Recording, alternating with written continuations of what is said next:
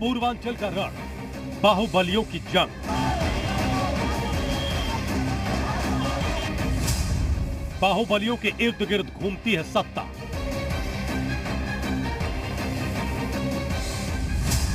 पूर्वांचल में कोई किसी से नहीं है कम। पूर्वांचल के बाहुबलियों की कड़ी परीक्षा।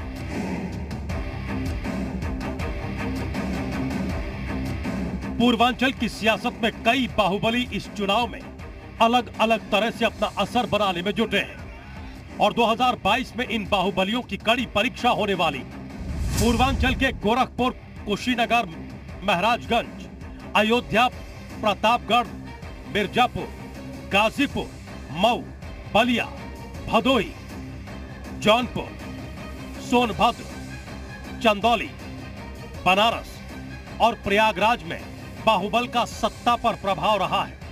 उत्तर प्रदेश का पूर्वांचल ऐसा इलाका है जहां राजनीतिक दलों की दशा और दिशा यहां पनपने वाले बाहुबली तय करते हैं, उनके रिश्तेदार करते हैं।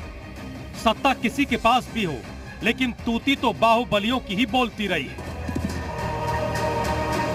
और पूर्वांचल के ज्यादातर क्षेत्रों में उनका और उनके रिश्तेदारों का ही दबदबा रहा है, फिर चाहे वो जेल में हो या जेल के बाहर।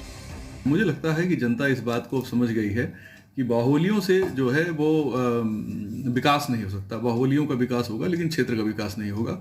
और ये आप मऊ जाके देखिए, मऊ से ये बात समझ में आ जाती है। लेकिन बाकी जो शहरी इलाके हैं वहाँ अगर कोई बाहुबली है तो शहर का जो नॉर्मल डेवलपमेंट होता है उस तरह से काम हो रहा है। इस चुनाव में बाहुबलियों का जो वर्चस्व है वो पूरी तरीके से मुझे लगता है कि टूट रहा है। इसीलिए बुलडोजर बहुत बड़ा प्रतीक बन के उभरा है, कम से कम बीजेपी के चुनाव कैंपेन में। धनंजय सिंह, पूर्वांचल के बाहुबलियों में सबसे पहले नाम आता है धनंजय सिंह का। धनंजय सिंह 2 दशकों से अपने बाहुबल से राजनीति में पैर पसारे हुए हैं। 2 बार विधायक और 1 बार सांसद रहे। धनंजय से इस बार भी बड़े दलों ने दूरी बनाई है तो उन्होंने जेडीयू से पर्चा भरा है। राजा भैया, राजनीति के क्षेत्र में हमेशा सुर्खियों में रहने वाले रघुराज प्रताप सिंह उर्फ राजा भैया एक बार फिर से अपनी परंपरागत सीट कुंडा से हैं।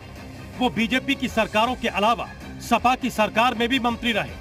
हालांकि अखिलेश यादव अब उन्हें पसंद नहीं करते हैं। इस बार सपा ने गुलशन यादव को चुनाव मैदान में उतारकर राजा भैया की राह कठिन कर दी थी। मुख्तार अंसारी, बांदा जेल में बंद माफिया डॉन और बाहुबली मुख्तार अंसारी ने इस बार चुनाव नहीं लड़ने का फैसला किया है। इस बार उन्होंने अपनी परंपरागत सीट मऊ सदर की राजनीतिक विरासत बड़े बेटे अब्बास अंसारी को सौंप दी है। अब्बास एसबी-एसपी से उम्मीदवार हैं, तो मुख्तार के बड़े भाई सिबगतुल्लाह ने अपने बेटे मन्नू अंसारी को मोहम्मदाबाद सीट से चुनावी मैदान में उतारा है। हरिशंकर तिवारी, गोरखपुर की चिल्लूबार विधानसभा सीट से पूर्वांचल के बाहुबली और ब्राह्मणों के बड़े चेहरे हरिशंकर तिवारी के बेटे विजय शंकर तिवारी समाजवादी पार्टी से चुनाव मैदान में है। सीएम योगी पर गोरखपुर जिले की सभी सीट जिताने की जिम्मेदारी है। ऐसे में विजय शंकर तिवारी के लिए यह चुनाव उनका राजनीतिक भविष्य तय करेगा। विजय मिश्रा, भदोही जिले के आसपास के क्षेत्र में दबाव की राजनीति करने वाले विजय मिश्रा इस बार जेल में रहकर चुनाव लड़ रहे हैं। वो पहले विधायक रह चुके हैं, लेकिन योगी सरकार में उन्हें जेल भेज दिया गया। इस बार वो प्रगतिशील मानव समाज पार्टी से चुनाव मैदान में है। सुशील सिंह, अपराध की दुनिया में हमेशा चर्चा में रहने वाले एमएलसी ब्रजेश सिंह के भतीजे सुशील सिंह फिर से चंदौली की सैयद राजा सीट से चुनाव मैदान में है। वो 4थी बार चुनाव मैदान में है। इससे पहले सुशील सिंह धानापुर सीट से विधायक रह चुके हैं। उत्तर प्रदेश के पूर्वांचल में राजनीतिक दलों की दशा और दिशा तय रखने का दम रखने वाले ये बाहुबली इन 2 चरणों में काफी ज्यादा अहम हैं। दरअसल मऊ में मुख्तार अंसारी से लेकर के गोरखपुर के हरिशंकर तिवारी अपनी पूर्वांचल में काफी पैठ रखते हैं। ऐसे में अब देखना यह होगा कि क्या ये बाहुबल अपना दम दिखा पाएंगे या फिर इस बार पूर्वांचल सियासत की नई इबारत लिखेगा।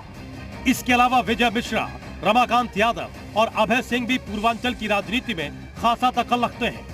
2022 में इन बाहुबलियों की कड़ी परीक्षा होनी है, जिसका परिणाम 10 मार्च को तय होगा। ब्यूरो रिपोर्ट, जी मीडिया।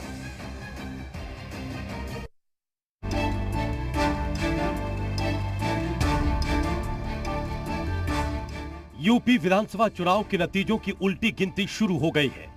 कुछ ही दिन बचे हैं जिसके बाद यह साफ हो जाएगा कि जीत का सेहरा किसके सिर सजेगा। लेकिन नतीजों से पहले कोई भी पार्टी हार मानने को तैयार नहीं है। 10 मार्च को भले ही किसी की सरकार बने, लेकिन उससे पहले सभी पार्टियां अपनी अपनी सरकार बनाने का दावा कर रही हैं।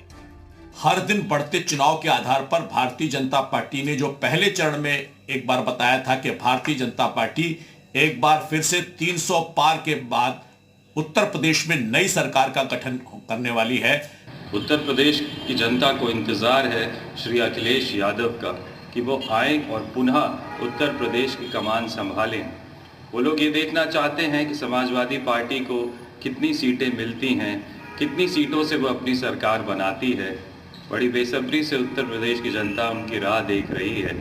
अब कुछ ही दिन बचे हैं, आइए देखिए अब क्या होता है। बीजेपी हो या समाजवादी पार्टी, यूपी की महाभारत में दोनों ही अपने आप को एक दूसरे से बड़ा योद्धा बता रही हैं। लेकिन अभी तक हुए मतदान के हिसाब से यूपी के युद्ध में कौन किसको टक्कर दे रहा है या कौन किस पर भारी दिख रहा है, इसको लेकर एक्सपर्ट क्या कहते हैं वो भी सुनिए। पूरा चुनाव समाजवादी पार्टी गठबंधन और भारतीय जनता पार्टी गठबंधन के बीच में है और इन्हीं गठबंधन में ज़्यादा सीटों का बंटवारा होना है। बाईपोलर चुनाव भी दिखता है, लेकिन कहीं कहीं तीसरा कोण भी है।